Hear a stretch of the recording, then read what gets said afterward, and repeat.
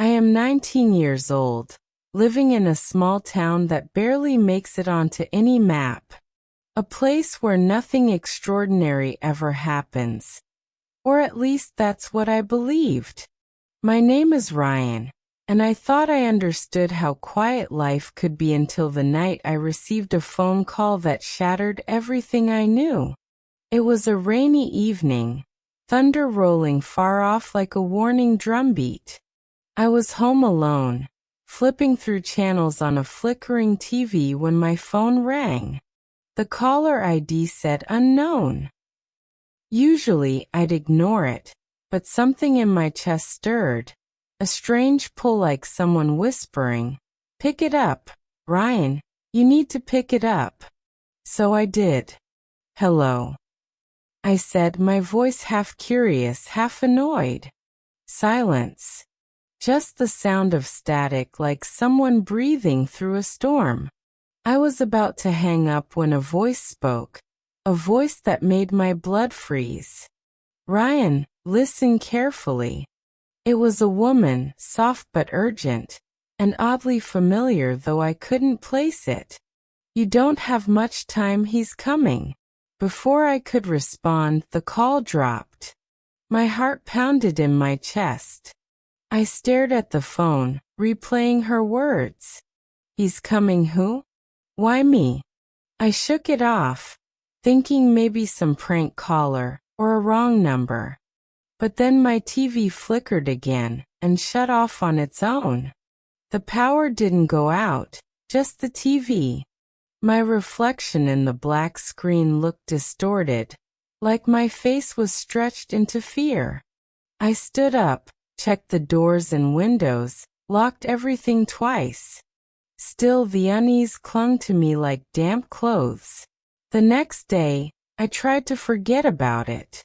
Went to the local diner, met my best friend Leo, told him about the weird call. He laughed, shrugged, said maybe I was just overthinking.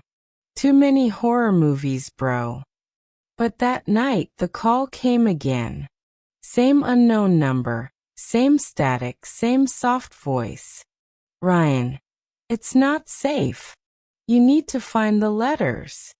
This time, she sounded more desperate, like she was running out of breath. I shouted into the phone, "Who are you? What letters?" But again, the line went dead. I felt this cold wind sweep through my room though the windows were closed. Something wasn't right. I searched my house, every drawer, every shelf. Then I found it. A box under my bed I'd never noticed before. Inside, there were letters. Dozens of them, all addressed to me in handwriting I didn't recognize. The first one said, "Ryan, you were never supposed to remember this life." My hands trembled as I read further. The letter spoke of choices I'd made, people I'd hurt, lives I'd lived in another reality. It said I had chosen to forget, to start over, but now the past was bleeding back through time. I read each letter, feeling like a stranger in my own life. Faces I didn't know flashed in my mind. Names I'd never heard echoed in my head. And then the final letter in the box wasn't a letter. It was a photo. A photo of me, standing in a field I'd never visited, next to a man whose face was scratched out. On the back, written in red ink, were the words, "He's almost here." Suddenly my phone rang again. I picked it up with trembling fingers. The voice whispered, "Ryan, this is your last call. You have one chance to make it right." I opened my mouth to speak, but before I could, I heard footsteps outside my window, slow, heavy, deliberate. I ran to the window, pulled the curtain aside, but saw no one, just the streetlights swaying in the wind. I turned back, and the phone slipped from my hand. Standing in my room was the man from the photo, his face still scratched out, but his presence overwhelming. He didn't speak. He just pointed at the letters, then at me. My knees buckled, breath caught in my throat. I whispered, "What do you want?"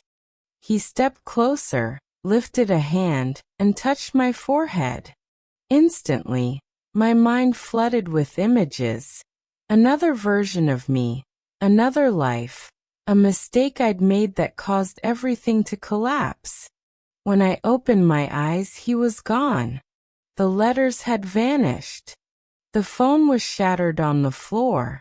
But a new message was written on my mirror in fog. One more call remains. Choose wisely. That night, I didn't sleep. I sat in the dark, waiting for the phone to ring again, waiting for the final call that would decide everything. I did not sleep that night. My eyes were wide open, ears straining for the smallest sound, heart racing like a trapped bird. The foggy message on my mirror, "One more call remains, choose wisely," kept echoing in my skull. I kept asking myself, choose what? Who am I supposed to choose? Hours passed like years, and then, just when the first pale light of dawn crept through the curtains, my phone vibrated again. My chest tightened, and with shaking hands, I answered. "Hello."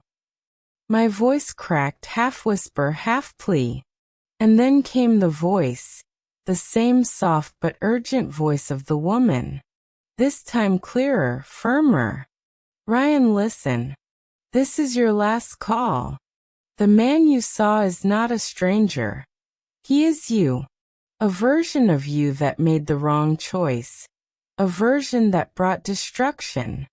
He has come to claim your life because he lost his own. But you can change it, if you are brave enough to face the truth." My blood froze, my mind spun. Another version of me? Destroyed lives? The letters suddenly made sense. They weren't warnings from someone else. They were memories I had hidden from myself. Sins from a life I had abandoned. I wanted to scream at her, ask her who she was, why she cared, but the line began to crackle again, fading like her time was running out. "Ryan," she whispered one last time. "To change your fate, you must go to the place in the photo. It's the only way." And then silence. Dead silence that felt heavier than thunder. I picked up the photo again. The scratched-out man beside me in a field I had never visited. My hands shook as I stuffed it into my pocket, grabbed my jacket, and rushed out the door. The town was waking up slowly.